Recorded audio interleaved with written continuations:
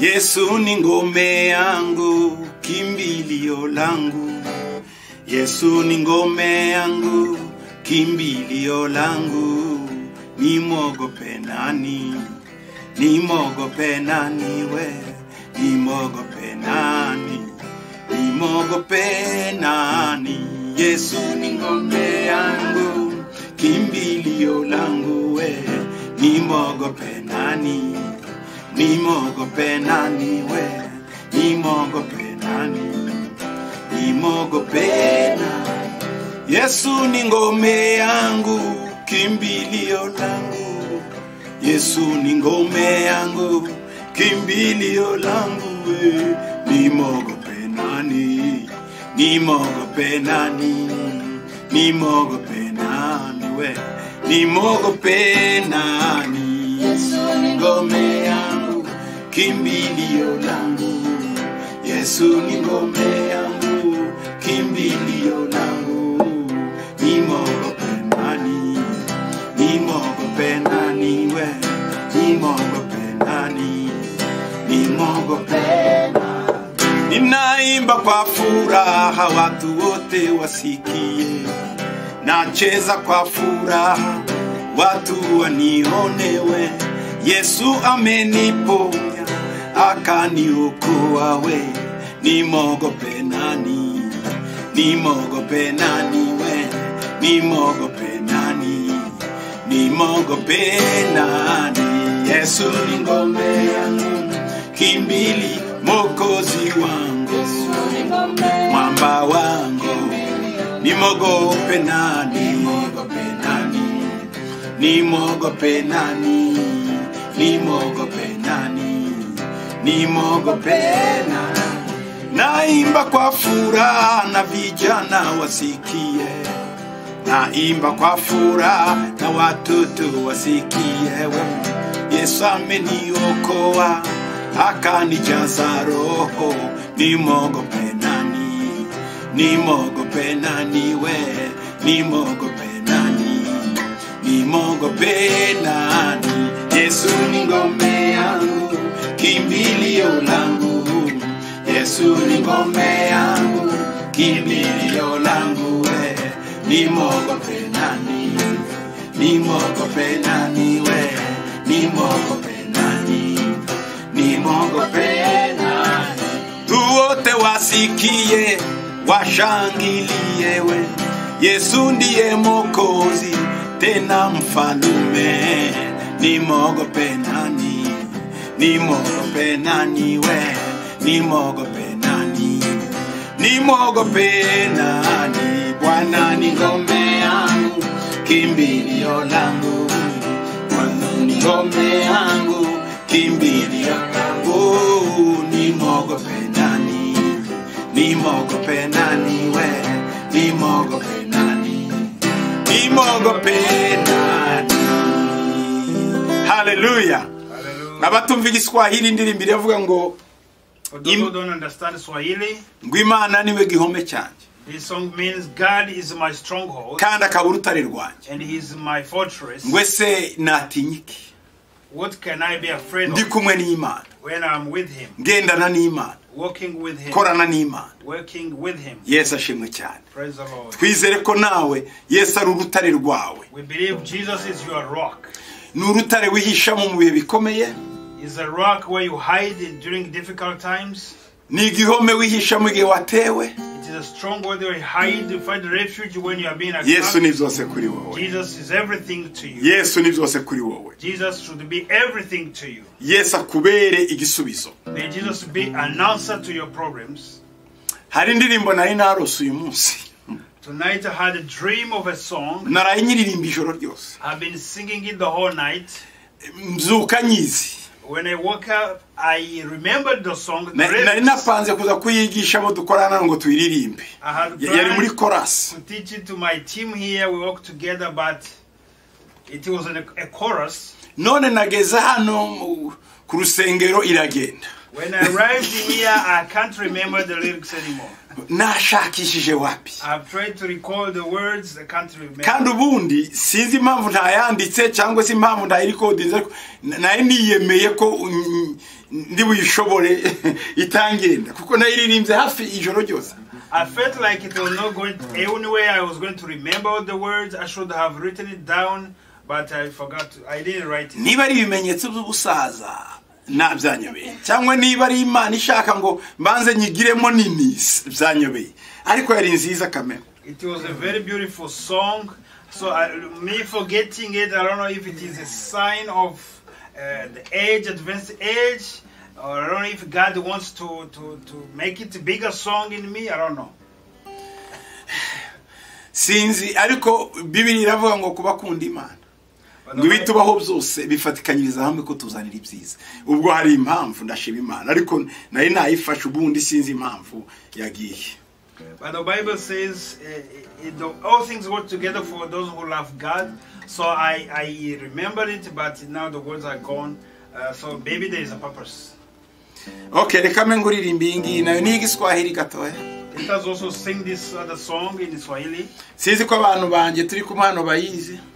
I don't know if my people here knows the song. Ariko ndiko murabaririmbyi baba professionnel muragerageza kwinjira mu tugahoro gatoro. Ta repetition twakoze hano muri studio yacu muze muvyihangane. Nimwumvijwe rya Eric ririmba alto mukumva irya Jane ririmba tenor ukuntu tuba twiyaranjije mu mwuka. So we don't do any practices here, and some of us are professional singers, so we're just going to brainstorm. Indirimbo iravuga ngo nari narazimiye. The song says I had been lost. I was lost. Ndorongotana mu byaha. Wandering in sins. Ariko Yesu kubw'imbabazi ze. But Jesus, because of his mercy, yankuye mu byaha.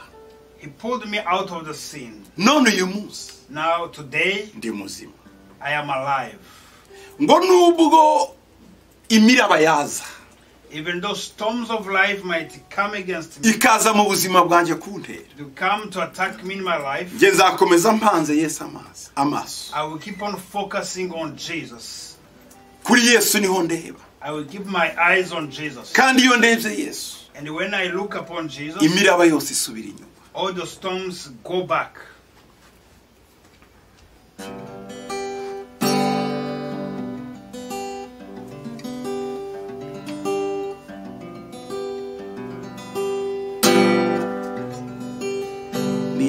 Nilipotea na kutangatanga kwenye mahali pa dhambi, Bwana Yesu kaniita kwa rehema, kwake Yesu natazama. Nilipotea na kutangatanga kwenye mahali pa dhambi, Bwana Yesu aliniita kwa rehema, kwake Yesu natazama. Ni mambo mengi nimeitiwa naye, dhambini sitarudi tena. Hata zoruba zikivuma, kwake Yesu natazama. Ni mambo mengi nimeitiwa naye, dhambini sitarudi tena. Hata pepo na dhoruba zikivuma, kwake Yesu natazama. Nilipotea na kutangatanga penye mahali pa dhambi, Bwana Yesu aliniita kwa rehema, kwake Yesu natazama. Mambo mengi nimeitiwa naye, dhambini sitarudi tena. Hata pepo na dhoruba zikivuma, kwake Yesu natazama. Ni mambo mengi nimeitiwa naye, dhambini sitarudi tena. Hata pepo nazo ruba zikivuma, kwake Yesu natazama. Ni mambo mengi nimeitiwa naye, dhambini sitarudi tena. Hata pepo nazo ruba zikivuma, kwake Yesu natazama.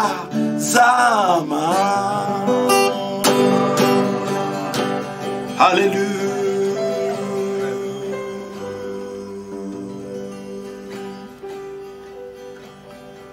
Hallelujah.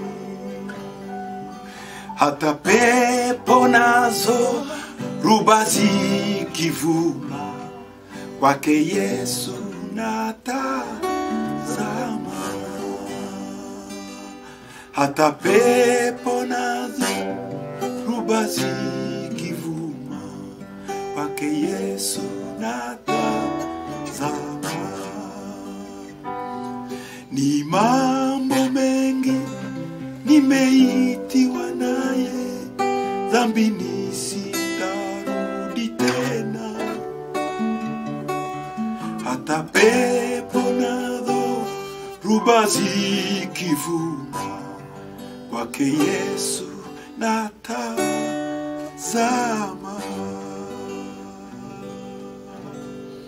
Hallelujah.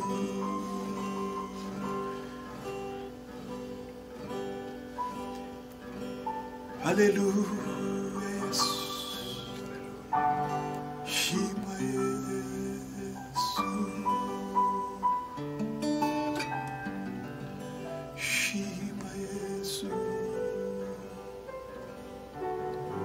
Hallelujah. Chubahiro ni chawe mwa.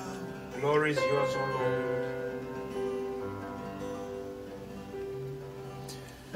Usifiwe Yesu Kristo, Bwana nitakuona mbinguni. Usifiwe Yesu Kristo, Mwokozi mzuri kabisa.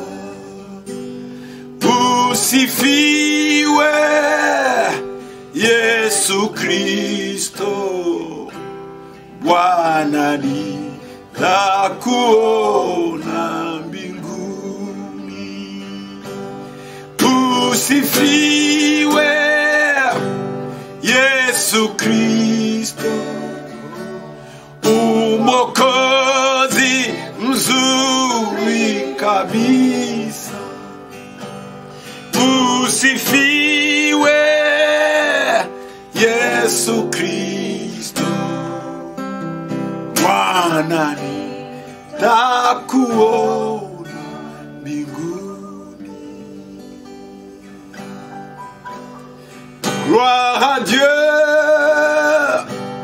gloire à Dieu, que ces chants retentissent en ce lieu.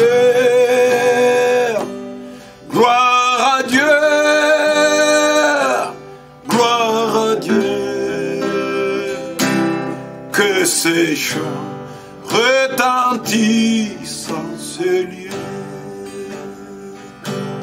Gloire à Dieu, gloire à Dieu, que ces chants retentissent en ce lieu. Gloire à Dieu, gloire à Dieu, que ces chants retentissent en ce lieu.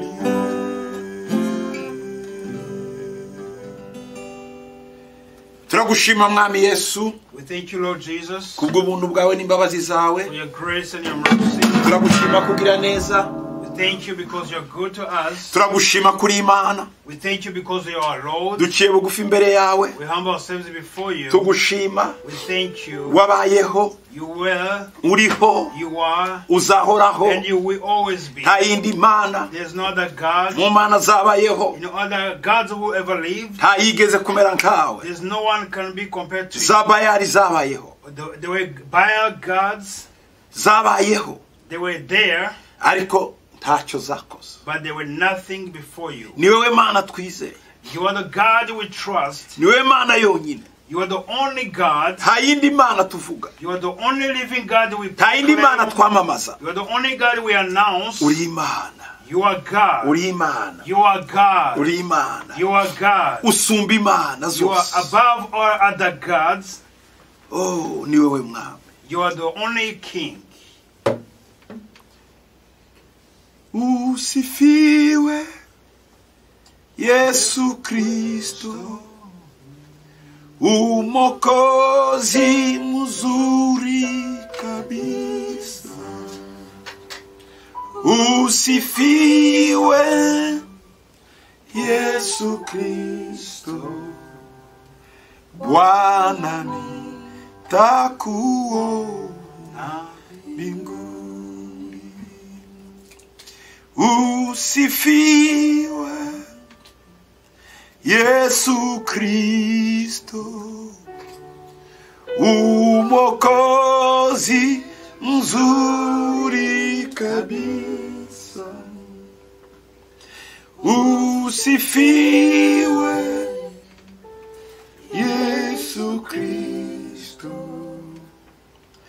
Bwana nitakuona mbinguni. Amen. Amen. Yesu abaho umugisha May Jesus bless you. mwese mwabashe gukurikira uyu mwanya wo kuramya no guhimbaza All of us who were able to follow us this time of praise and worship. muri korali y'umwuka wera itazi ikora repetition. In the choir of the Holy Spirit which never rehearses. Hallelujah. Good. Reka dutangire ku byifuzo byo gusengera. Let us start with the prayer request. Badusomera ibyifuzo abantu bazanye hano. They are going to read for us the prayer requests which have been sent in. Muraho neza apotre ndabashimiye cyane inyigisho mutugezaho na equipe yose Imana ibaho umugisha. Ntuye muri Europe, mbere yo kujya muri Europe nahuye n'umuhanuzi turimo gusenga ambwira ko Satani azampa umwana w'ikibazo. Arongera arambwira ngo azantera ibisazi. Ariko aravuga ngo Imana ibinkuyeho. Ngeze hano muri Europe nari nsanze umugabo tumaranye imyaka 7 tutabyara nta mwana nigeze. Hanyuma ntwise abaganga barambwira ngo umwana ntwite afite ikibazo. Bangira inama yo gukuramo iyo ndabyanga. Birangira mbyaye umwana ufite ubumuga. Ubu afite imyaka 2 n'igice ariko ameze nk'umwana utaragira umwaka. Kuva nabyara nahuye n'ibigeragezo byinshi ariko ndashima Imana ko ibinkomerezamo. Ubundi intervena aho mbona byarangiye. Na nubu ibigeragezo biracakomeza kimwe kivaho hakaza ikindi ku buryo umutima wanjye urananiwe rwose. Hari ubwo numva ngiye guturika ndabasabye rwose mu nsengere ndaremerewe hanyuma nibyo bisazi Satani ashaka kuzanteza biveho murakoze cyane. Icyakabiri Yesu ashimwe cyane. Nitwa Jean Claude mu nsengere maze kurambagiza abakobwa 9 bose banyanga.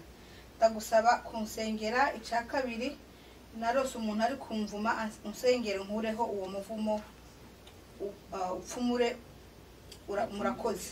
Mvumure murakoze. Shalom apostle ndabashimira cyane ku nyigisho nziza mutugezaho kandi no kubw'umuhate mugira umurimo w'Imana. Apostle mfite icyifuzo nifuza ko ansengera maranye imyaka igera kuri 5. Hari ikintu kijya kintera mu ijoro cyane rigiye guca. Ni ikidayimoni kimfata ku mutwe nkumva ni nk'ihembe cyangwa icuma cyaka umuriro. Iyo kije biba ari ikintu kidafite inshusho kijimye kikambudikira noneho kikamfata umutwe. Ngasenga nkumva ako kanya intege ziragiye. Nkasa n'umuntu upfuye. hashira akanya kikandekura nkamara umwanya ntaragarura imbaraga kandi uwo munsi iyo caje nirirwa nsa n'umuntu urwaye ufite imbaraga nke. Apostle narasenze nagerageje n'abakozi b'Imana ngo bamfashe ico kintu canze kugenda. Ndagusabye ngo unsengere papa ntikizagaruke sigara njya kuryama nkagira ubwoba. Murakoze papa, ndagukunda, Imana ikumugisha. Shalom Apostle, mfite icifuzo maze igihe ndi gushaka akazi, ndasaba kufatanya nanjye mu nsengere bashe kubona akazi. Kindi mwiriwe, mfite icifuzo pasteur, ndashaka umfashe gusenga, ndahantu mu gihugu nahasabye ibyangombwa amaze igihe kirekire ndasubizwa, ndasabye mumfashe gusenga. Murakoze. Shalom, nagira ngo munsengere nkurweho umwuka w'ubuja cyangwa se uburetwa no kurota ndi mu matongo yo kwa nyogokuru ubyara mama ndetse no kwa papa aho twimutse twari dutuye. Narasenze ariko nkongera nkisangayo. Mumbabarire mundwaneho nanjye ngire iterambere. Kindi Shalom Pastor, turashima Imana ku bwawe turiko tugira ubumenyi uhagije. Imana iguhaze ibyiza. Nari mfise icifuzo, mfise abana babiri bigaragara ko batewe n'imyuka mibi kuva bavuka bombi uko ari babiri. Bafise ubwoba bwinshi, hamwe umwe ashitse imbere y'abantu agerageza kuvuga bikanga, undi nawe ntashobora kwicara umwanya munini. Ubu naho aguma yivugana afise imyaka 10 gusa, namubaza akambwira ko ari mwishuri yumva byinshi amajwi mu mutwe bikanka ko akurikira. Ndabinginze kubwo gusirwa n'amavuta mu mbohoreze abo bana, icyo cyose kibaboshe kibarekure. Murakoze, murumugisha kuri benshi. Icyanyuma, mfite icifuzo cyo kubaka umuryango, maze kugenzura nsanga ntazi aho bipfira. Umuhungu araza tugakundana, ariko byagera kuganira kubaka umuryango bati tubane gusa. Bimbayeho ku bahungu babiri batandukanye kandi baba abakristo. Mufashe gusenga Imana imwe umuryango canke se kubaka. Munyatureho n'amagambo 3 ndabyizera bizaba. Murakoze, turabakunda kandi turabasengera. Imana ibaho umugisha. Tugiye gusengera ibi byifuzo. We are going to pray for this prayer request. Mu izina rya Yesu Kristo Nazareti. In the name of Jesus Christ of Nazareth. Tuzanye ibi byifuzo mwana. Bring all this prayer request before you. Abana bayo bararushe cyane. Our children are burdened. Uyu mubyeyi uri mu Buraya ugifite ikibazo cy'umwana. This mother who is in Europe who has a problem with her child. Ndetse akabagize imyaka 7 atabyara. She spent 7 years before she gave birth. Uyu mwana turamusabira igitangaza cyawe. We pray a miracle for this child. N'uyu mubyeyi nawe turamusabira kuba muzima mu bitekerezo no mu marangamutima. We pray also for the healing, for the whole healing with this woman imyuka ibateye igende. In her emotions. We come against all the spirit that are attacking them. Imyuka ituma batuba ku rugo turayitsemba turayirukana mu izina rya Yesu. The demons which are attacking their marriages, we cast them out in Jesus' name. Turategeka imbaraga z'umwijima. We command the powers of darkness, zose kuva muri urugo, all of them to leave their family. Mu izina rya Yesu. In the name of Jesus. Mana zana amahoro muri urugo. Father, bring peace in that home. Kizuye umwana. Heal this child. Na mama w'umwana. And the mother. Wakoreye igitangaza. Do a miracle for them.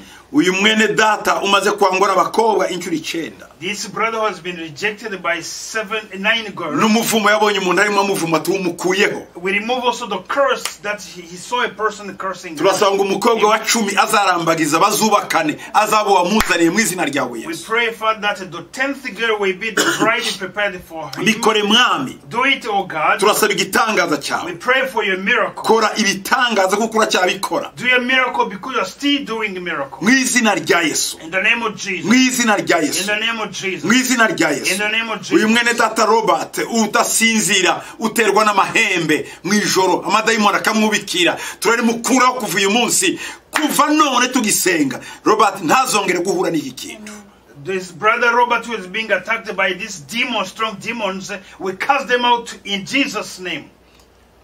Iri hembe ntirizongere kumutera. May this demon never attack him again ever. Ikirizana icyabizanye uburenganzira bigenderaho byose turabuseshe turabibwambuye mu izina rya Yesu. We take out all the legal authority they have on him in Jesus name. We erase them from his life. Robert niyongera kuryama aruhuke asinzire ndazongera kugira ubwoba mu ijoro. When Robert goes back to bed, he will have a good sleep and he will never be afraid of the night. Nabandi bose bameze nkawe bahura n'ibyo bibazo n'amapusi araravuga n'imbwa n'imbeba n'ibiki byose bijagata mu madirisha na hose turabisenye turabyirukanya mu izina rya Yesu. And all people who are facing these issues of sleepless nights, facing demons of cats and dogs in their windows, we destroy all those spirits in Jesus name. Mu izina rya Yesu. In the name of Jesus. Reka mwami gukira kuze. Father, let your healing come. Reka ibitangaza bigaragara. Let your miracles be manifest. Reka imbaraga zawe zibe mwami. Let your power be manifest on their lives. N'uyu mwene data usaba akazi kamuhe mwami n'abandi bose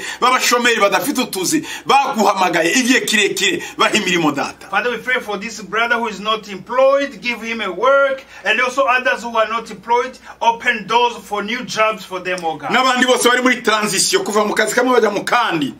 Those also are moving from one job to another. Turasonga iyo transition ibe nziza kandi byose bikorwe. We pray for a smooth and a better transition and they will be favored, oh God. Mu izina rya Yesu. In the name of Jesus. Uyu mwene data udafite ibyangombwa mu gihugu arimo ndetse n'abandi bose bameze nkawe turasaba Mana ngukore ku nzego z'ibyo bihugu babaha ibyangombwa nabo babeho ubuzima bwiza. This brother who has no legal documents and every other person also have the same issue. We pray for that you touch the authorities of local government where they are, that they will have favor and receive their documents. Mu izina rya In Yesu. the name of Jesus. Turasabira mwami uyuriho umwuka w'ubuja w'uburetwa ararorota ibyo ku matongo kwa banyirakuru na basekuru akoreshwa imirimo y'agahato y'igisuzuguriro hariya kuri ayo matongo turamukura aho hantu turamukura ikuzimu turacagagura mwami umukungwe turukura ku basekuruza na banyirakuru wongere umwinjize mu nzira yawe muri gahunda yawe mu izina rya Yesu.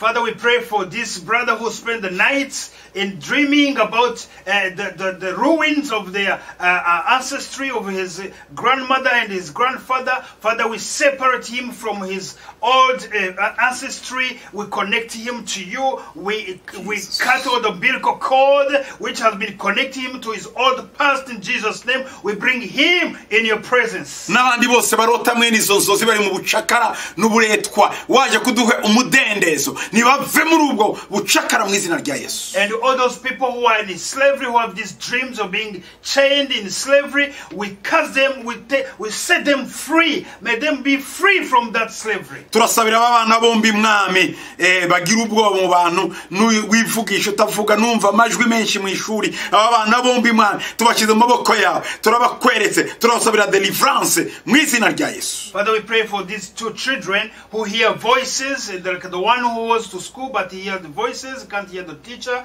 We pray for their healing. We cut them, we set them free. We cover them with the blood of Jesus in Jesus' name. Umuka w'ubwoba ubarimo abana ubashe kubavamo babatuke amajwi bumva ahagarare abana babashe kumva ari abantu bazima bavuge babe bazima turabahisha muri ico gihome cyawe umwanzi ntazongera kubabona. We pray, Father, against the spirit of fear which comes upon them. We pray that they will be able to speak properly, calmly. We pray, Father God, that they will be hidden under your rock of protection. Mu izina rya Yesu n'abandi babyeyi bafite abana mwami abana baruhijwe abana bari muri ibyo bintu abana bananijwe turasenya iyo myuka turakubita hasi iyo myuka mu izina rya Yesu. And our other parents who have children with similar issues, we break all the chains, we cast out the demons that have been hijacking their lives and binding their lives in the name of Jesus. Mu izina rya Yesu. In the name of Jesus. Turasabira mwami uyu mukobwa umaze kurambagizwa kabiri n'abahungu badashaka bakora ubukwe ko bashaka ko baryamana bakabana mu buryo bw'ibyaha. Uyu mwana w'umukobwa reba kwihangana kwe reba mwami ko yihanganiye byose mu izina rya Yesu mukize iyi myuka imuhanze hanyuma muhe umugabo n'abandi bakobwa bose mwami barimo bakura bari mu kigero cyo kurongorwa n'abamaze kugitambuka mu izina rya Yesu. Turasaba ngo ubahe urugo ruzima urugo rwawe urugo rukunejeje kandi urugo ruvuye mu ijuru bubake bagubwe neza. Father, also we pray for this young woman who has been dating a man who do not want to marry her, but who want just to sleep with her. Father, we pray for her that we have a better marriage, that we have a groom who will come to marry her in the name of Jesus. And also other young girls who want to be married, who are still single. We pray for the open heavens upon their lives, that we have the favor of God and we have good and better marriages. uyu mukobwa turamwaturiraho kubaka. We declare marriage upon her life. turamwaturira kubyara. We declare her to have children, to be blessed with children. no kuzabaho neza n'umugabo we n'abana. And to have a good and better marriage with her husband and her children in Jesus' name. Mana turakwereka n'abandi batazanye ibibazo ariko bafite bibagoye baruhije nabo bakoreho kandi ibibazo ubirangize mu izina ryawe Yesu. But also we show you those who did not bring their prayer requests but who have issues and problems they are praying for. Father, we pray that you touch them, do miracles for them in Jesus' name. Amen. Amen. Yes, abaho umugisha cyane. May Jesus bless you. Ndizera ko amasengesho yacu yumvikanywe kandi mugiye kubona ukuboko kw'Imana ku buzima bwanyu. I believe our prayers have been heard and you are going to see the hand of God in your lives. Good. Reka rero twinjire mu mwanya w'ibibazo byanyu mwabajije tubisubize vuba vuba twihuta. Let us enter into the moment of answering your questions and try to go through them quickly. Okay, special request ya brother Serugo. Yes, ashimwe apostle. Mbere nagira mbashimire mwese hamwe na team yose mukorana. Mu byukuri Imana igibaha umugisha kuko singiye gusa mufasha ndizera ko nabandi nkuko numva babivuga twese turafashwa. Hari aho numvise muvuga ngo indyo cyangwa se ibiryo mukunda kurusha ibindi muvuga ko ari amata n'imyumbati. Iyo maze kumva ikiganiro cya siporo kuri YouTube mpita nimvira ko mwariye imyumbati n'amata kuko muba mwabiteguye neza kandi mukabisubiza neza ndetse mugasubiza ibibazo byose neza buri wese akanyurwa. Nkavuga ko bakwitayeho rwose. Byageze kuri newsletter ho bikaba byagera kuri newsletter ho bikaba ibindi ntako mutagize. Umuntu ukunda video afashirizwa kuri YouTube muri Ask Paul. Ukunda gusoma cyangwa bafite akazi runaka nawe agafashirizwa kuri newsletter. Mbese muradufasha impande zose. Hari umugabo umwe numvise bavuga ngo we ntabwo akunda kurya ibiryo bitandukanye icyarimwe. Ngo amererwa nabi mu nda. Ngo aba yifuza kurya kimwe akaryama. Bivuze ko ari nk'abajya bakunda inyigisho zirenze badakunda inyigisho zirenze imwe mu ikanisa. Iyo yumvise umuvugabutumwa wa mbere cyangwa ijambo ry'Imana nka teme imwe ahita ataha.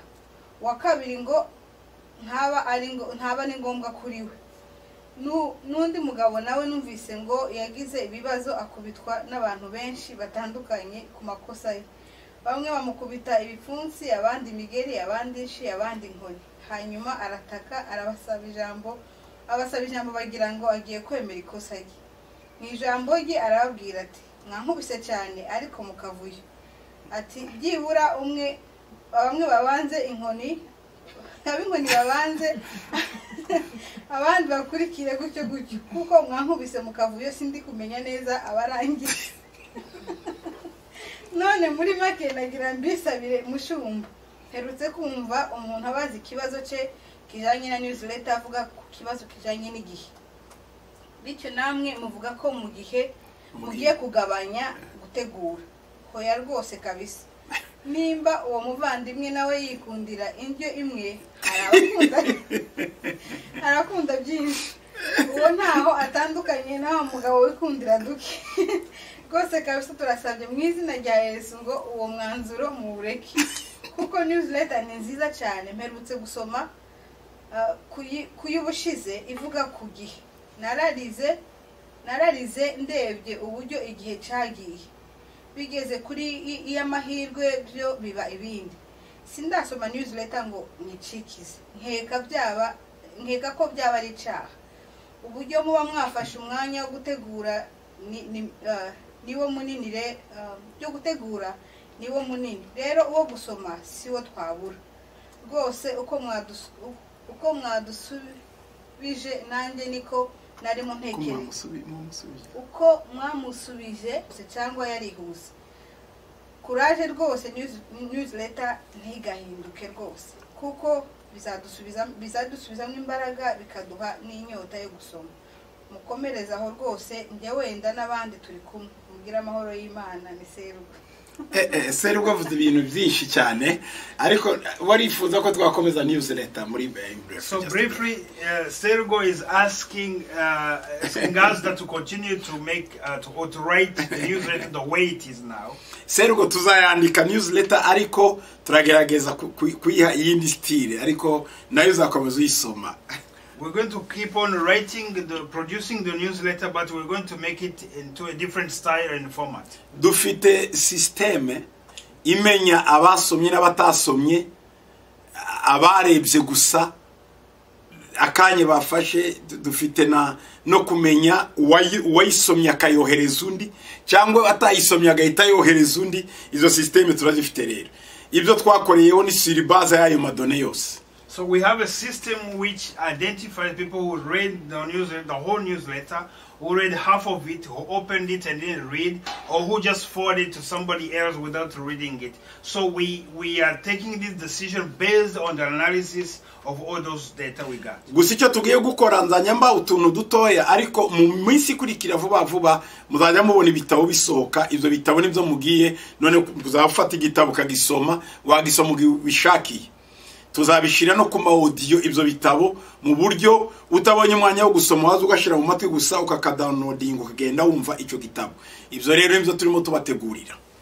So what we are going to do, we're going to give you keep on giving you a newsletter in a different style, as I said, but also we're going to start producing books, and some of the books will be also in audio format, so we'll be able to even listen to the books when we are doing your other activities. Vuba cyane muzabibona. So very briefly, you're going to ntabwo turyama. So we don't sleep anymore. Kugeza mwese mwinjiye mu bwami. Until you will all enter into the kingdom of mubaye authentic. Until you all become authentic. Amen. Christians. Reka twumve rero ikindi. Iyi special request. Yeah. Okay. Shalom Apostle Witeka kuturindire kandi ujye umenya ko hari abagukunda bakwitaho mu mwuka mubyeyi. Urumaro mwinshi ku bugingo bwa benshi nge ndimo Imana izaguhembera.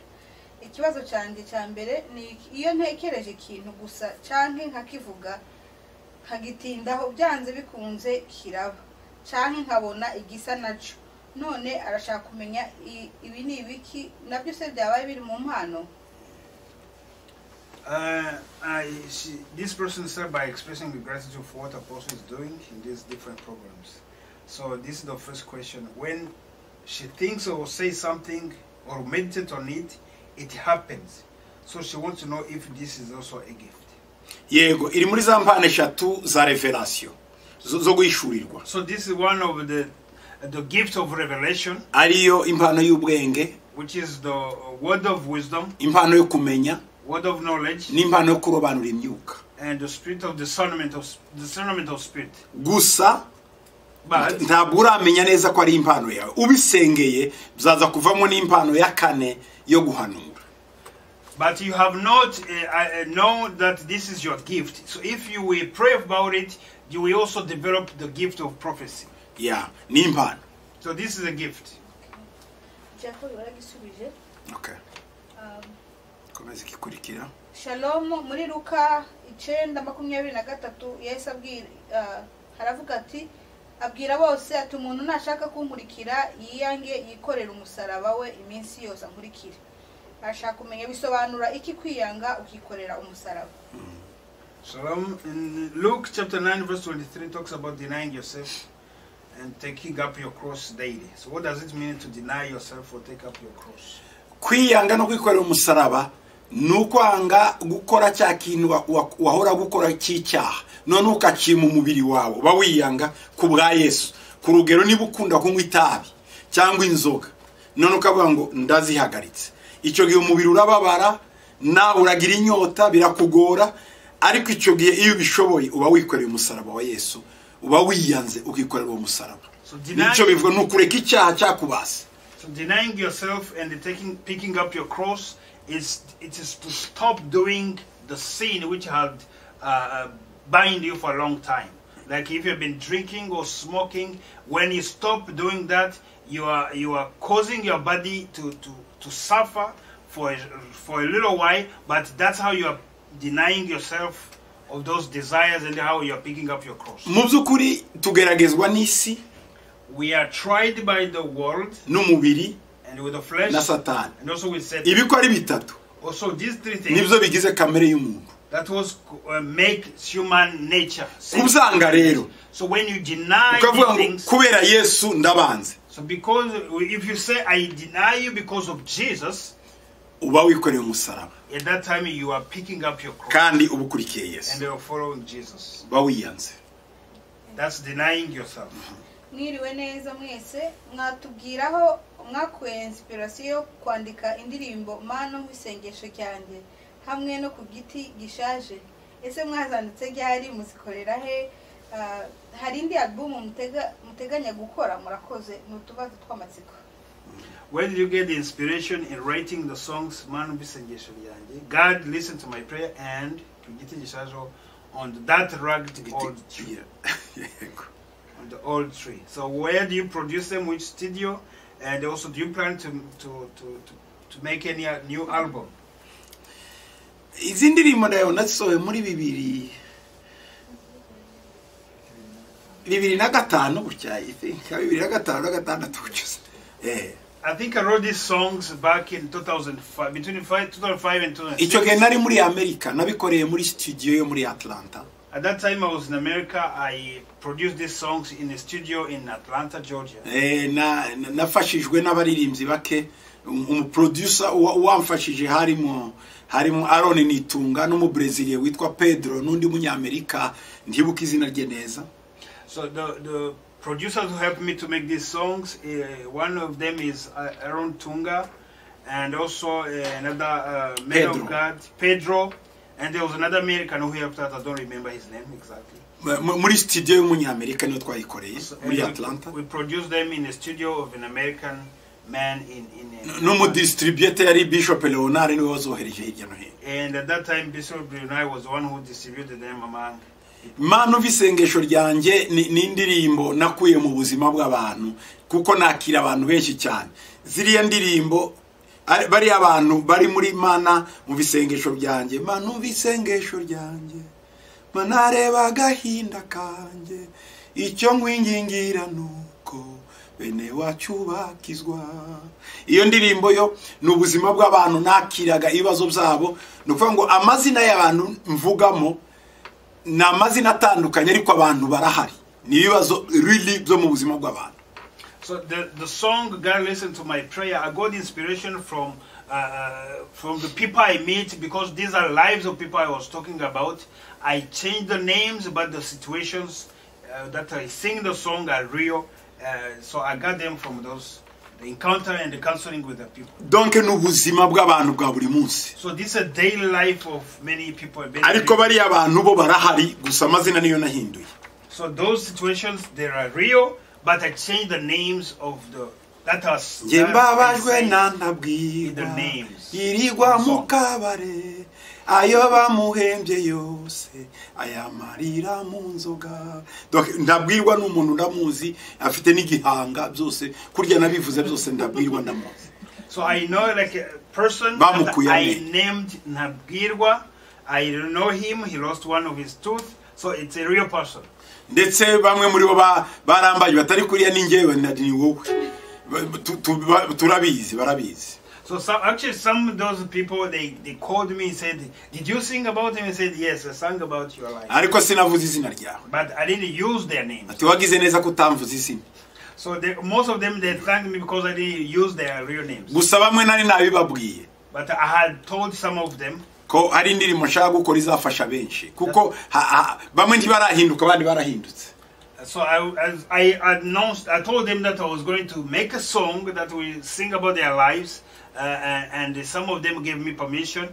Some of them have been changed, they have been got saved, but others are still in their Inkuru nziza. So this is the good news. Secyaro yaje gukizwa hanyuma yarapfuye. yapfuye mu minsi ishize ariko yarakijijwe. Secyaro na Kecuru.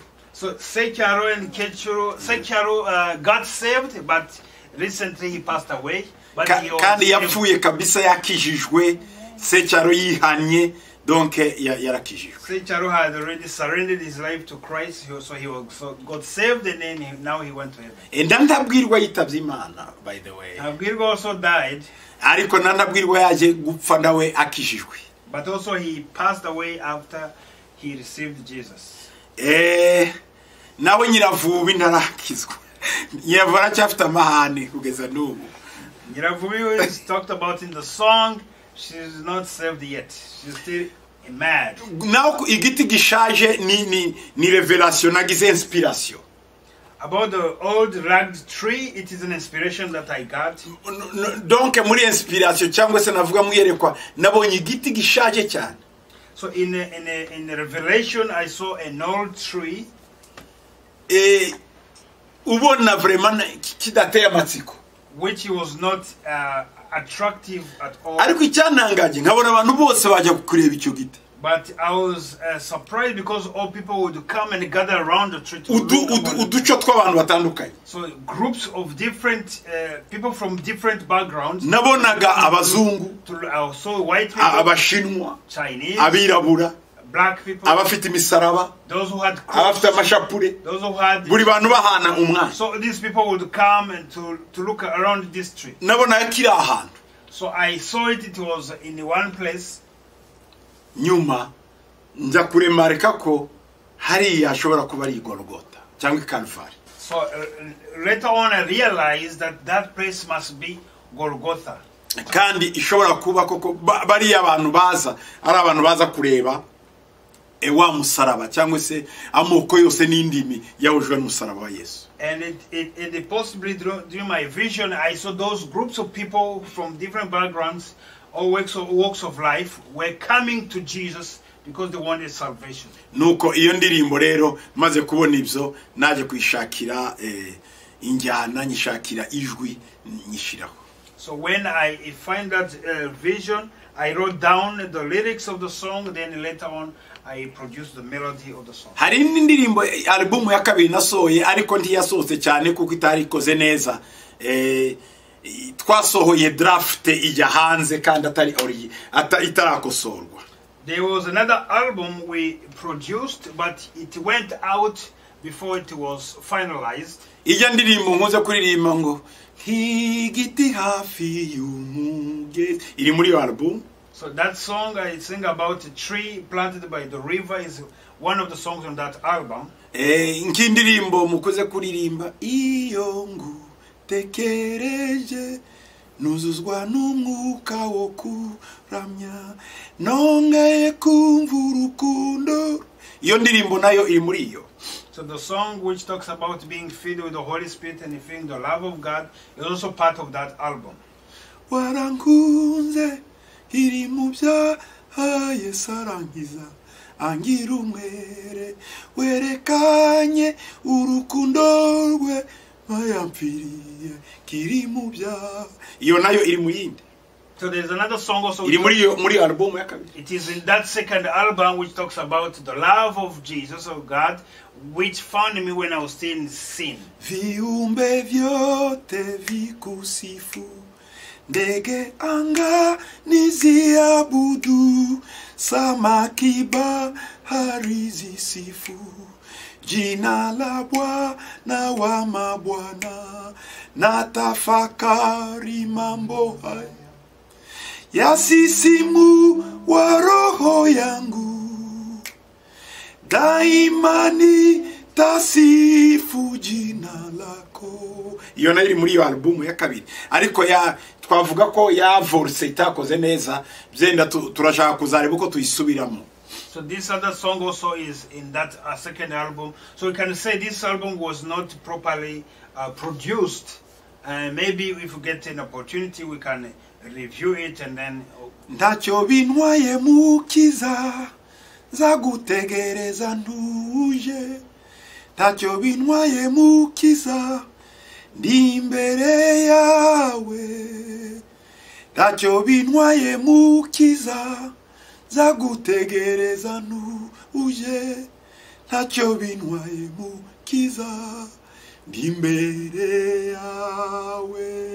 Iri muri album ndimo ndasaba bazafu baha nibanyemerera ko twazayisubiramo, kandi nibananira nzakora nabi Kigali, ariko ndimo ndasaba muri Dallas nibankundira hano nuko negosia. Anyway, nibicamo iyo tuzayireviza, ariko mfite nizindi ndirimbo nshya namaze guhimba. So I'm talking to Azaf members here in Dallas to see if they can cooperate together and then produce this album afresh. But if they refuse, I'm going to work with Azaf in Kigali. But also there's another a couple of other songs, the new song that I wrote recently. Nkizo harimo yingiyi gatoya, ariko nubwo so this is one of these new songs that are not yet out. Kandebe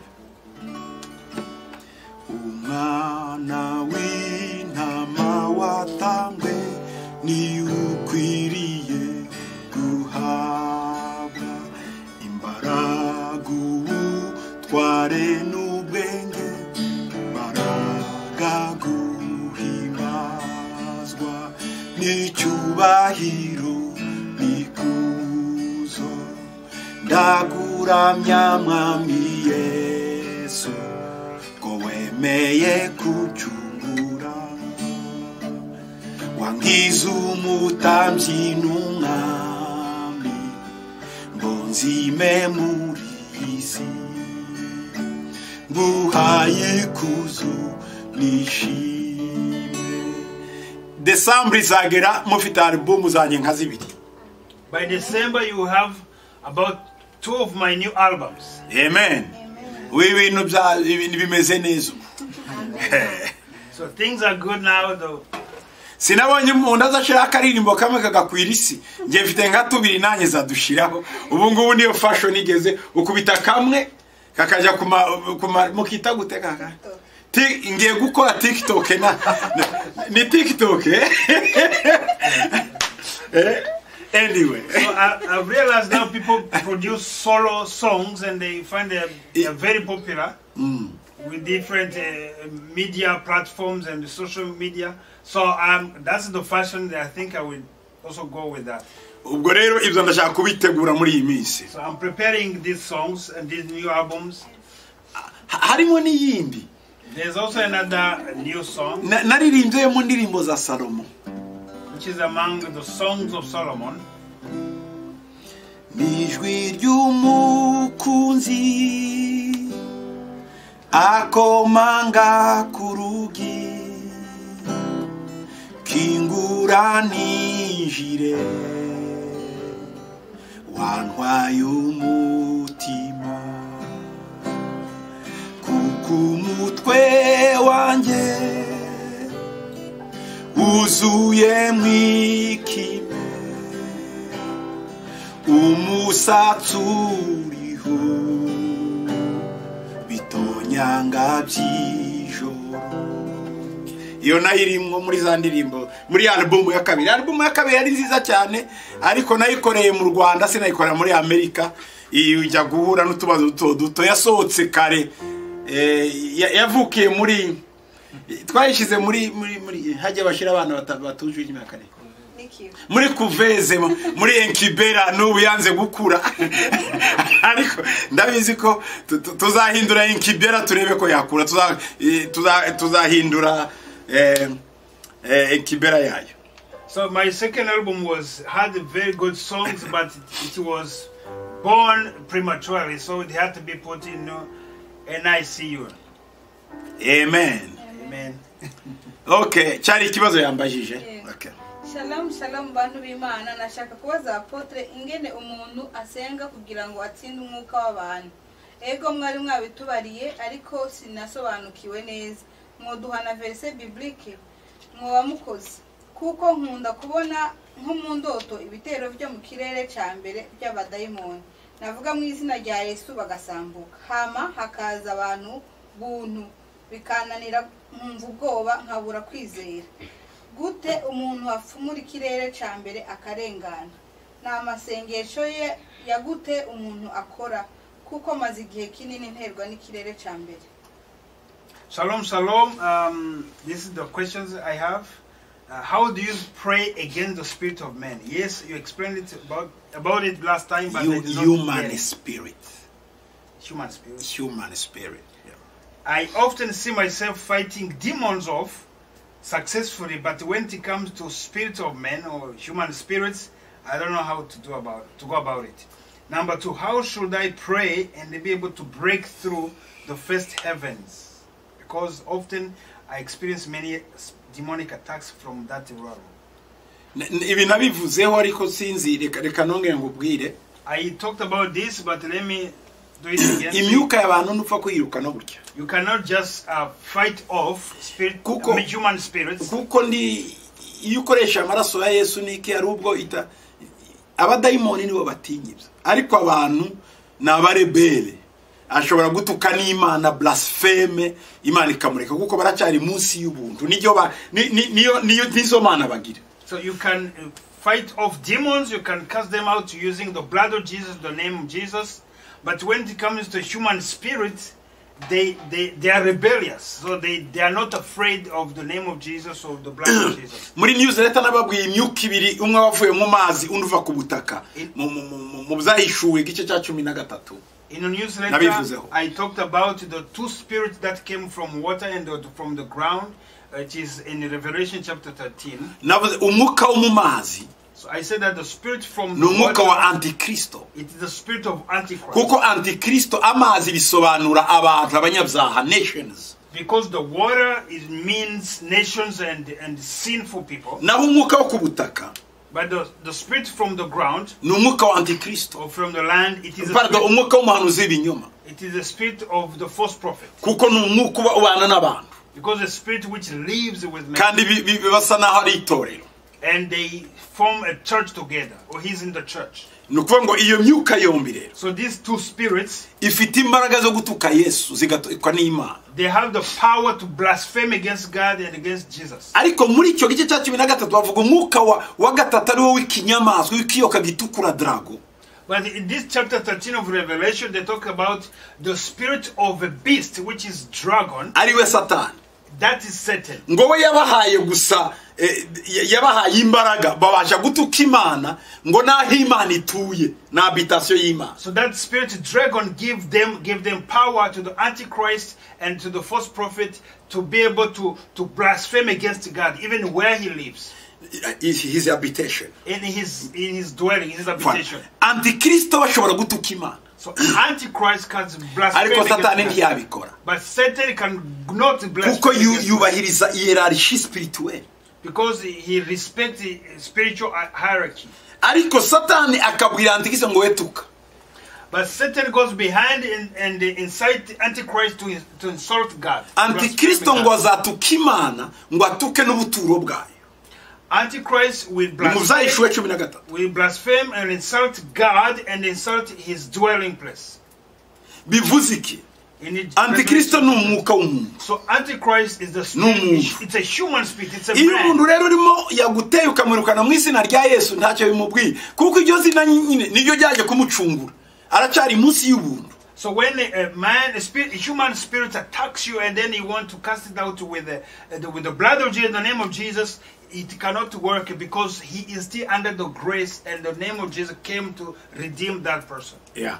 Rero kurwanya umwuka w'umuntu. So to fight against the spirit of bisaba protection. So you need to be protected. Ugomba kugira umubyeyi mu mwuka. You need to have a spiritual father who covers you. Kuko iyo myuka igukubise isanga utwikiriwe n'umubyeyi. Niyo mpamvu abantu batagira spiritual covering barakubitwa cyane.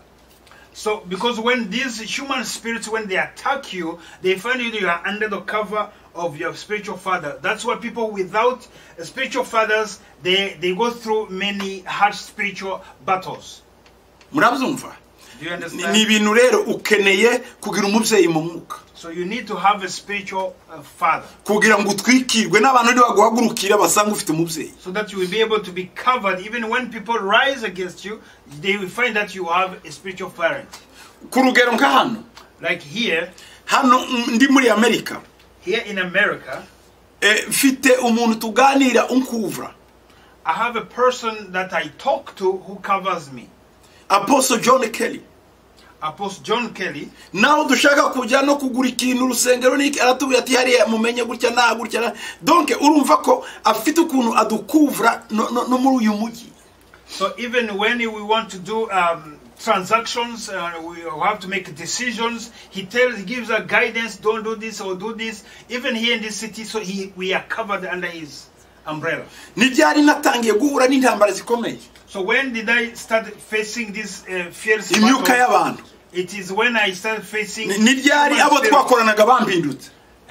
When did the people who were my colleagues turned against me? Imyaka ibiri gusa data apfuye kuko data niwe wankuvuraga. Just 2 years after the passing of my father, because he was the one who was covering me. Papa apfuye habyutse ibintu nanjye ntatekerezaga. So when my father passed away, so many spiritual battles started rising up again. In a way that I didn't even think of. Kugira umubyeyi wo mu mwuka ni ikintu gikomeye. So to have a spiritual father, it is very important. Amen. Amen. Okay. Verse biblique ushikene nayo naguha kugira umubyeyi wo mu mwuka ndibisaba verse biblique. So I Paul abwira Timotheo ngo uri umwana wanjye. Donc ni nyinshi naguha izo ngizo ariko icyo ni cyangomba. Biblical verses I can give you. Paul told Timothy, you are my spiritual son. So you don't need to have just one. There are so many of them, but you need a spiritual covering. Ikindi kintu wakora gusa ufata amavuta ya elayo cyangwa ndi yosama iminwa uyisige mbere yo kuryama inzu yawe yitwikira uvuge ngo imyuka y'abantu ntiyinjira aha. Ukora iyo territoire usiga ibyumba niki na uryame irazi kabura aho yinjirira. Another thing you can do, you take the anointing oil and anoint yourself and anoint also all the openings in your house, windows and doors, and pray before you go to bed. And say, oh human spirit, you are not allowed to come in. Ikindi, Imana ikunda management. Ngo na Yesu yakoze management ubwo yagaburiraga abantu 5,000. Nyuma yo kubyigisha cyane yagize ati, Yesu akimara kugaburira abantu 5,000, yabwiye abigishwa ngo nimwegeranye ibyasigaye nibyo byose byatakaye hasi ngo byuzura ibitunga 12. Rero nkabaza nti Yesu yabikoze kwanga ko bipfa ubusa kugira ngo biribwe nyuma. Noneho twumve ko yari management koko cyangwa twari ukwandurura aho baririye nko mu rwego rw'isuku. Kubera iki Bible ivuga ibyo bitunga 12 murakoze.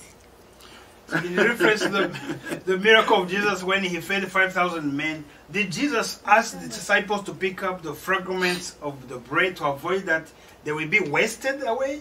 This can confirm if it was really the management for permanent management purposes, if it was just for cleaning the place where all the multitude ate from. Imana numu economiste wa mbere apana management gestion nukujera iby'abantu ariko economy.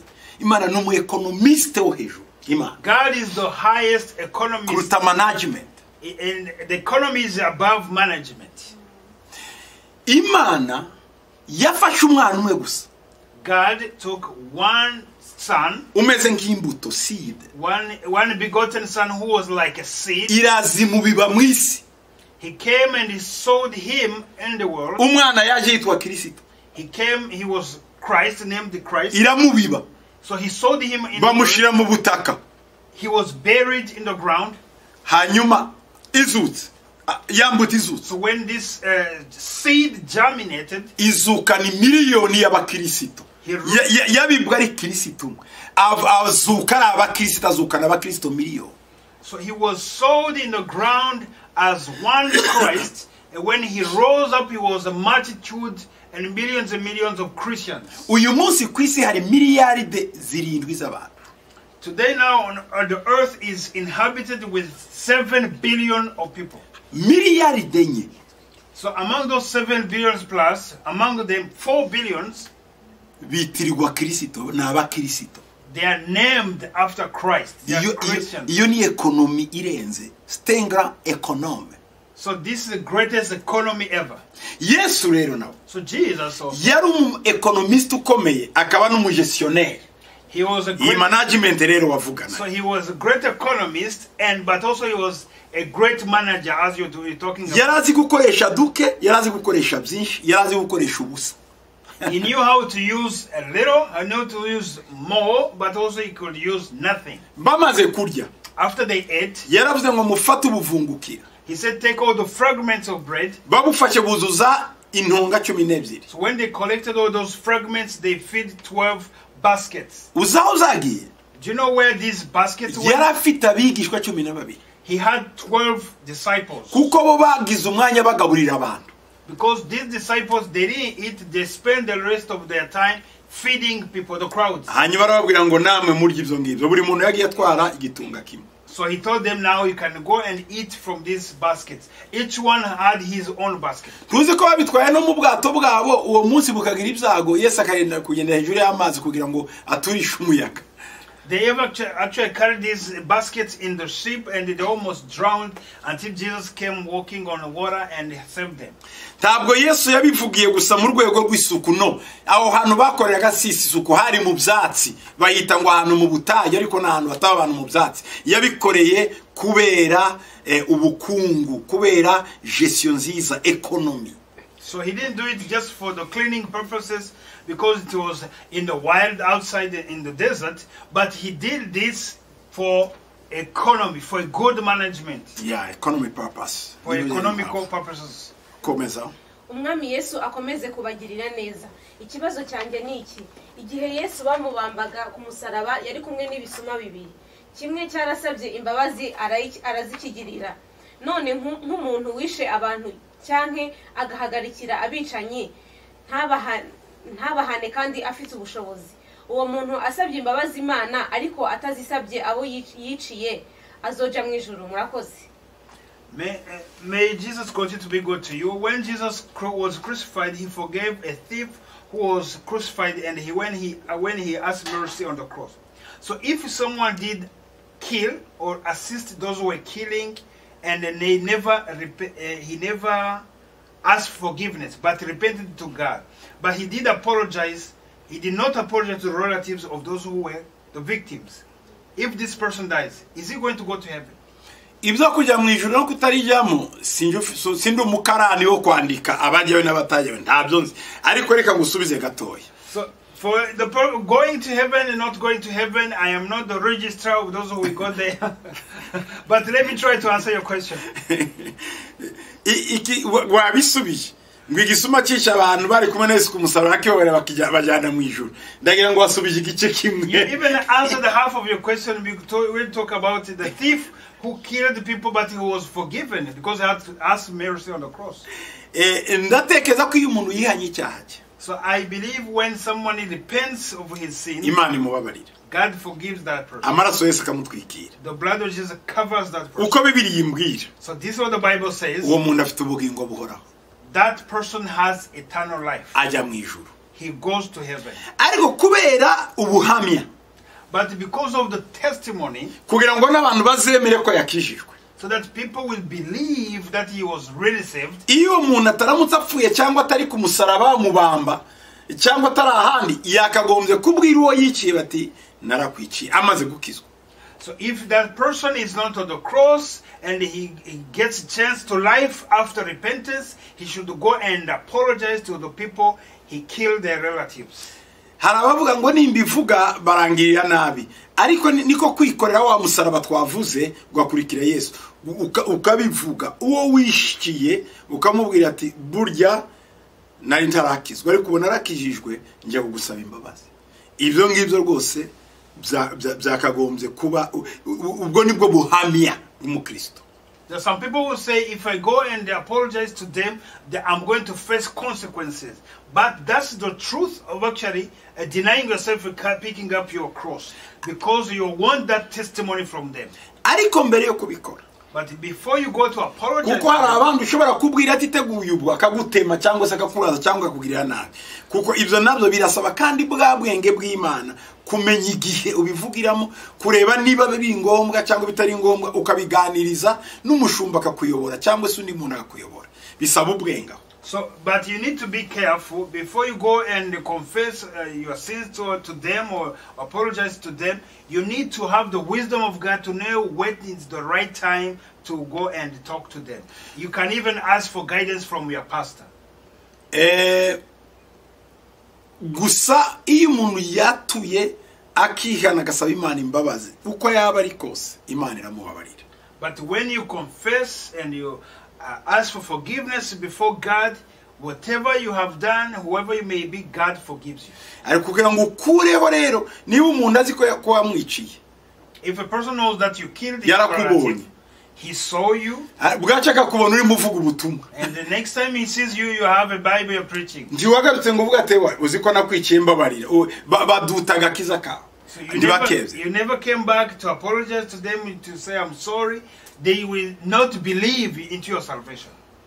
Ariko ari mwibanga. But if it is in a secret, waramwice mwibanga, if you have killed this person in a secret, ugasaba Imana imbabazi mwibanga, you repented before God, aho birumvikana. In this situation, it is understandable that you don't have keretse umwuka wera kubwiye ngo jya kubivuga, unless the Holy Spirit compels you to go and confess to them. Ico gihe iba yamaze gutegura n'imitima y'abariya, kuko nabo ushobora kubabwira nabo bakagwa mu kindi cyacho kwica kandi. In this situation, the Holy Spirit will have prepared also their hearts, because if you talk to them when they are not ready, they can also kill you, and they might also fall into the same situation. Ariko nivyo biri ideale. But this is the ideal situation. Ariko pratique biragoye. C'est idéal, mais c'est pas pratique. It is ideal to confess and apologize, but it is not pragmatic. Nko kubwira umuntu ngo ega wa mwana wawe ninjye wamwishe kandi mwara abaturanye zenda yarapfuye biri mwibanga maze gukizwa, turebe ese birazana amahoro menshi cyangwa birazana intambara. Ibyo nivyo navuga ngo ni ideale kubivuga, ariko pratique birashoboka. Ibyo bisaba rero ubwenge bw'Imana, umwuka wera ibyo byose ashobora kukuyobora muri ibyo bintu. So look, you can go and apologize to the person. Let's say it's an example where you kill the neighbor's child, and then you go and confess that sin to a neighbor. Do you need to wait to see is it going to bring peace and harmony between the two of you, or is it going to bring more conflicts now? Okay. That's why you need the wisdom of God. Ikindi ntuye mu gihugu kirimo abisilamu benshi, nagereranya ko ari nka 95% y'abaturage bose. Ese ni byiza gukoresha umukozi wo mu rugo mudahuje kwemera? Jewe ndi umukristo. Ikibazo cya kabiri, twashatse inzu yo kwimukiramo, turayibona, tumaze kuyishyura amezi 6, ndota mbona inzoka mu cyumba kimwe igenda yitwikiriye imyenda y'abantu ijya mu kindi cyumba. Bintera ubwoba cyane iby'iyo nzu. Ndasenga maze tuyimukiramo kuko twari twamaze kuyishyura. Munsobanurire munangire inama, ndacyari umwana mu mwuka. Murakoze. I live in a country where more than 95% of the population are Muslims. I am a Christian. Is it okay to hire a housemaid who you don't share the same faith? That's question number 1. Question number 2. We rented the house and we paid it 6 months ahead of time. And before we moved into that house, I had a dream of snake dressed in human clothes moving into the rooms of that house. I was scared, but I prayed for it. And then we moved into that house. Please explain to me and give me counsel, because I'm still young and spiritual. Okay, ijambo rya mbere nta kibazo kugira umukozi udakijwe atari umukristo. And I think it's okay, the first word, it's okay for you to have a maid who is not a Christian. Kuko uri n'ahantu hatari abakristo. Because even the area where you, country where you are, there are no Christians. N'umuntu uri ahantu hatari abakristo ni byiza, nta kibazo.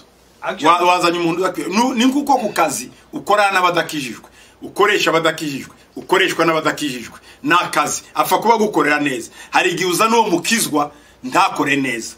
Turabazi benshi cyane mwaja gusenga nawe akaza kicara igihe yo baservi kuko ni mwene so ndimuvuze, mwaja kuryama nawe akajya kuryama. Donc abakozi b'abakristo akenshi baravuna. rero upfa kumenya ugukorera neza. So it is the same when you're working with your colleagues who are not saved, or when you are working under people who are not saved, or you have employees who are not saved.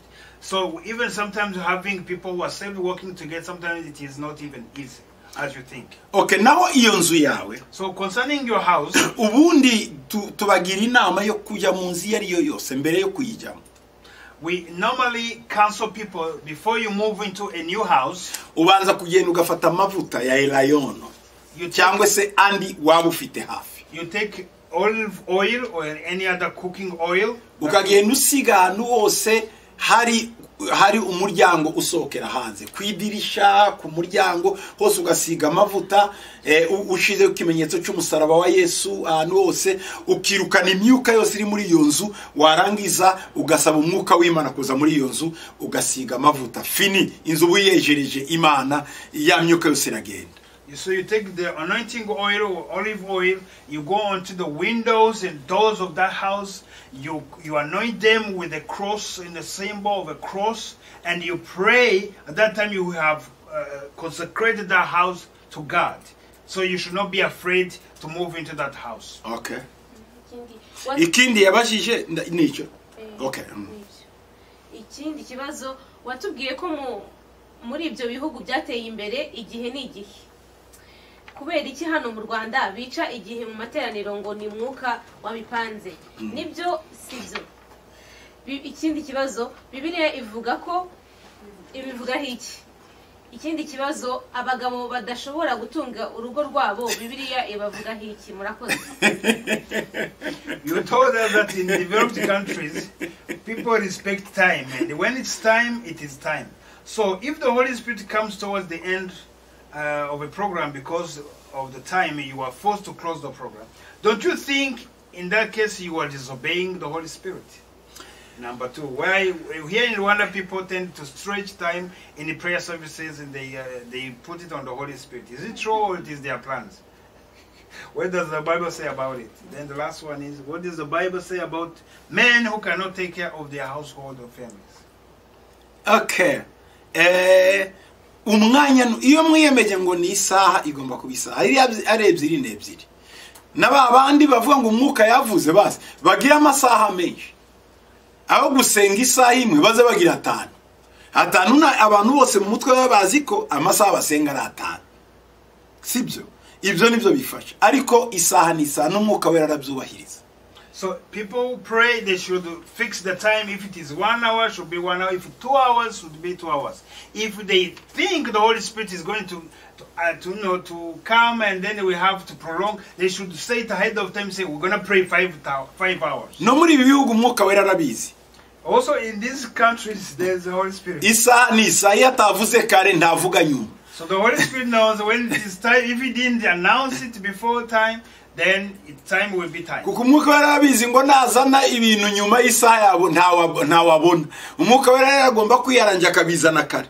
Muri iki gihugu niko bimeze isaha nisa. Umuntu ajya gusenga asize inkoko ye muri furu akayipanga isaha. Isaha ni gice tube turangije. Ndagaruka mu masaha 2 inkoko yanjye hiye. Iyo umutindiye rero ababona ko ya nkoko yishirira warahaguruka kare muri ya masaha mwumvikanye. Nawe wacu muri Afrika abenshi nabashomeri. Rero isaha nyine ababonyeho bataramira bavuge mpuru yaha amakuru. Icyo gihe rero abo ngabo ntiwabagaya niwo mwanya bafite. Gusa mu byukuri twakagombye kubahiriza isaha. So the Holy Spirit also knows it here in the program. If he doesn't give an inspiration within the program which has been set, he knows people will be gone by towards the end of the program. So he's given an example of people who come to church leaving the chicken or other kinds of food in the oven, and they set time. If it is 2 hours, they will have to be back by 2 hours, not to burn their food. Nabo ibyo abagabo badatunga urugo rwabo, Bibiliya iravuga ngo umugabo utabasha gutunga urugo rwe ngo ntagabwe n'inshingano, ntazabe pasiteri, ntazabiki. Ubundi mu by'ukuri n'inshingano y'umugabo gutunga urugo rwe. So the Bible says, actually, for men who do not take care of their household, the Bible says men should be responsible for their household and They cannot even have other responsibility in church. They cannot be pastors. They cannot be deacons if they don't fulfill this responsibility in their home. Newsletter yo kuwa kane muzabona irimo iravuga ku bijyanye n'inshingano responsibility. So the newsletter which is coming next time on Ejo. Thursday, Thursday, it will talk about responsibility. inshingano. Responsibility. Donc umugabo agomba gutunga urugo n'umugabo. So a man should take care of his household, his family. Amakuru Apostle, ikibazo mbaza kiri muri Samuel wa 2:6 havuga uza aramira isanduku y'Imana bikayitera kurakara ikamutsindaho. Mbese ni icyaha bwoko ki yarakoze? Niba hari icyo natwe ubu twakora kimeze nka cyo ni ikihe? Ese ko ikibazo cya kabiri, ese ko Aburahamu yakomotseho imiryango myinshi gusa itandukanye mu kwizera nka bene Ishimayeli abayisilamu, mbese bo Imana ntiyabahaye umugisha wo kuzajya mu ijuru? Niba ari byo ubwo ntago ari ngombwa ko tubabwiriza ngo baze muri Kristo. Hello Apostle, I'm asking a question about 2 Samuel chapter 6 verse 6. When Uzzah wanted to hold the ark of God, and then the anger of God rose against Uzzah, and God struck him dead right there. What sin did Uzzah commit at that time? Is there any similar sin we can fall into in this time and era?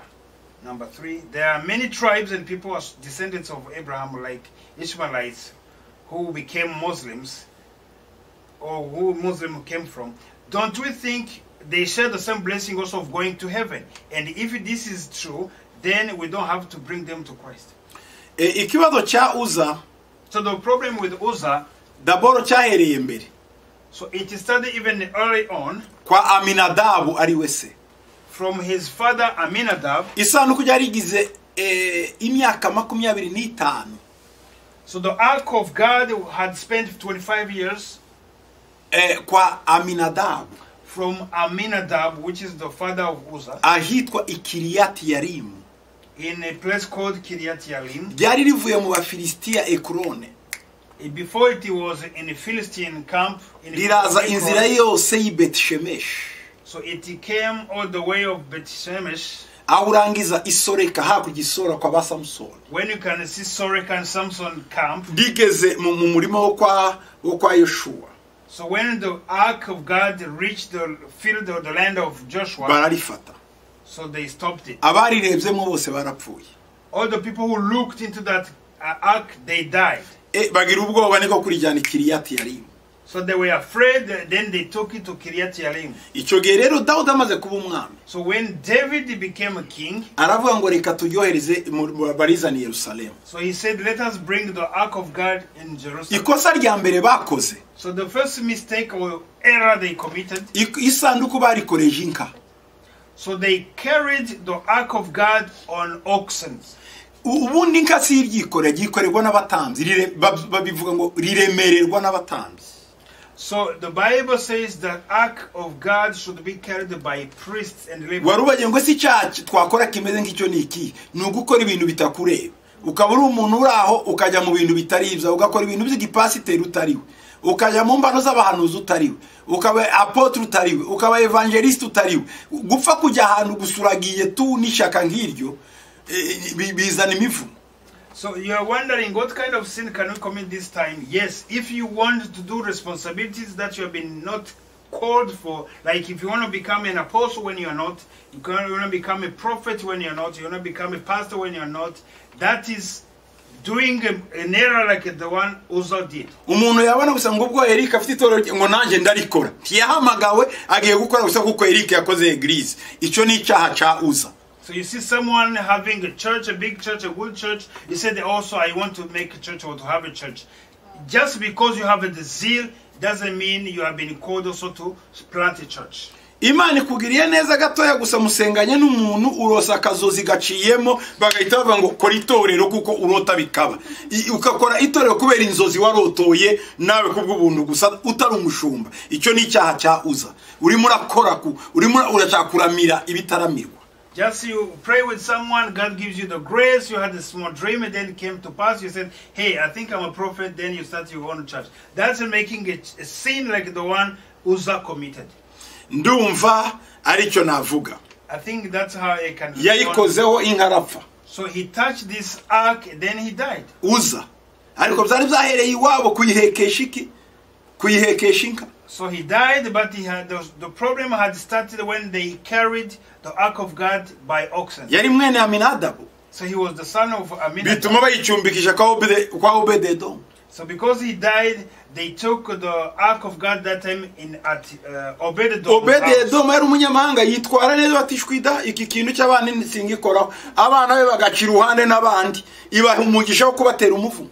So Obed-Edom, aba n'abantu bamwe tuvuga ngo bayana abapagani, nyamara abapagani bubaha abapasiteri, abapagani bubaha abantu b'Imana. Ariko mwebwe mwamenyereye mu itorero, muramenyera nabi nkaba Uza. Obed-Edom yarebye isanduku batishwida iki kintu giteye ubwo. Abo abapagani n'abandi baracubaha abantu b'Imana. Ariko mwe mwamenyereye akavuyo ko mu nzu y'Imana. Nimwe mwirirwa mutukana, nimwe mwirirwa mubesherana, nimwe mwirirwa mucurirana, nimwe mwirirwa mukora ama judgment mujije abantu. Ibyo ni ibyaha bya Uza. Benshi babona batabyara, abandi bakabona batarongorwa, abandi bakabona abana babo bataje imbere, ntimumenye impamvu ni Uza. So many of Christians, they despise and they disregard, they don't obey the pastors and their spiritual leaders. And so in that case, they are committing the sin of Uzzah, which causes many consequences in their families and their livelihood. But Uzzah was, Obed-Edom was a foreigner. When they brought in the ark of God, he was very afraid, he respected it, he didn't touch it, his children didn't touch it. Instead of cursing him, he was blessed. So you should avoid falling into the same error like Uzzah. Abrahamu yakomotse mu Abisiramu. Reka nkubwira amadini yamukomotse munane. Let me tell you how many religions came from the descendants of Abraham. Abakristo, Christians, Abayuda, Jews, Abisiramu, Muslims, na Baha'i. And also Baha'i people. Nubwo ari akadini gato. Even though it is a small religion. Ndetse harimo n'Abadruze. And even Druze also they Abadruze nabo bavuga ko bava kwa Yetiro ariko bemera kwizera kwa Abrahamu kuko Yetiro n'umwuzukuru wa Abrahamu ukomoka kwa Ketura, isekuru yitwa Medane nabi Midiani. So the Druze also they come from Druze. The Druze they are not really Christians or Jews, but also they believe in the God of Abraham. They are the descendants of Abraham from Keturah, his third wife, or his second wife. Yeah, the third. Okay. Agari. Yes, Sarah and good. Na Sarah na Keturah. Yes. Okay. Uravuga impamvu Yesu yatuwe ngo tubwirize. So this is the reason why Jesus told us to preach. Nukugira ngo Abisilamu bakizwe. Is for Muslims, Ababahayi bakizwe. The Baha'i people to be saved. Nitunanirwa inshingano zacu ntitubabwire. So if we will not be able to preach to them, Imana izababwira. And fail in our responsibility, God is going to find another way of preaching to them. Kuko mbere na mbere Imana igireba imitima y'abantu. Because God looks at the people, the conditions of the hearts. Izabisilamu mu byukuri batigeze bamenya Imana ariko bubahiriza idini umurongo ku wundi. He knows Muslims who never knew about him and about Jesus, but who respect the rules and the commandments of their religion. Tuvuge nk'uyu munsi. Let's talk about today. Umuntu wavuke muri Islam. A person who was born into Muslim cyangwa muri Hindu. Or he was born in Hinduism. Akaba ari byazi. That's all they know. Nta kindi yigishwe ntiyamenye Yesu kwaba. He has never been taught about Jesus. Asenga Buddha. He worships Buddha. Yemera Buddha. He believes in Buddha. Ubuzima bwe bwose. In his entire life. Kandi akurikiza amategeko ya Buddha. And he follows all the rules of Buddha. Uranyumva neza. Ntawamubwirije ngo yange cyangwa yemere. Nobody came to preach to him about Jesus to see if he. Uwo muntu yapfuye. So when this person dies, aja mu ijuru cyangwa aja mu muriro. Is he going to heaven or hell? Uyu muntu iyo yubahirije amategeko yose. If that person has respected all the rules and the commands of his religion, Imana iramwemera. God is going to accept him. Kubera iki? Why? Kuko nta kindi yamenye. Because that's all he knew. Icyo yarazi yaragikoze neza. What he did well, all the rules he knew about. Ariko yabwirijwe akanga. But if they preach to him about Jesus and then he nico gihe azabakondane kuko yanze ukuri. that's when he's going to be condemned because he refused the truth. Abisilamu bakurikiza idini ryabo neza batabwirijwe batazi kindi batazi na Yesu abo ngabo baza Yesu Imana izabakiza. So the Muslims who follow the rules of their religion, who have never been taught about Jesus, never heard about Jesus, never refused him, so these ones God is going to save them. Iya amategeko yabo ni Imana izaheraho kubacira urubanza. So through the commands they receive from their religion, that's when God is going to judge them from. Kuko buri dini ryose Because all religion rigira icyo bita ngo ni obligation morale cyangwa se ethique, rigira indangagaciro. so they have these moral values. God is going to judge them based on those values and those Aho bitandukanye twebwe rero n'abakristo. So this is how it is different for Christians. Twebwe amategeko twayica tutayica. For us, whether we break the rules or not, nta bindi bitambo dutamba dufa kuvuga gusa ngo Yesu mbabarira nuko igahita Yesu agahita kubabarira. Aho no dutandukaniye nabo. Naho hari ibyiru batanga, hari ibiki batanga, ya mategeko niyo mpamvu agoye. Hari inzira ndende cyane yo kujya mu ijuru. Ariko twebwe yacu ni ngufi ni muri Yesu. Upfa kuvuga ati Yesu nakoze kimbabarira. Ahita kubabarira yanaza ukagenda. Nicyo cyiza cy'ubukristo. So for Christians, when you fall into sin, you don't have to offer any other sacrifice. You just repent, ask for forgiveness, and you will be forgiven. So for us, the way to heaven is really short because we just have to confess Jesus and ask for forgiveness. But for others, they have rules and moral values that they have to respect for them to be able to reach heaven. Murakoze cyane. Thank you so much. Ndagira ngo bari ku buhanga bw'ibibazo haracyasigaye ibibazo bingahe? Ni birindwi ni byinshi kandi amasaha yagiye. Ndagira ngo twazabikomezaho. Zena mbere yuko tuzareba ko gatanu zabwiriza niba atari byinshi nabivugaho gato ngabona kubwiriza. Murakoze cyane kuba mwankurikiye. Thank you so much for to have taken your time to listen. Uko mukomeza mubaza nkomeza shikirana namwe cyane. The more you ask questions, the more I interact with you. Kari maze kubona ko nta kibazo gito ni kinini kuko biterwa n'ikiraje umuntu inshinga.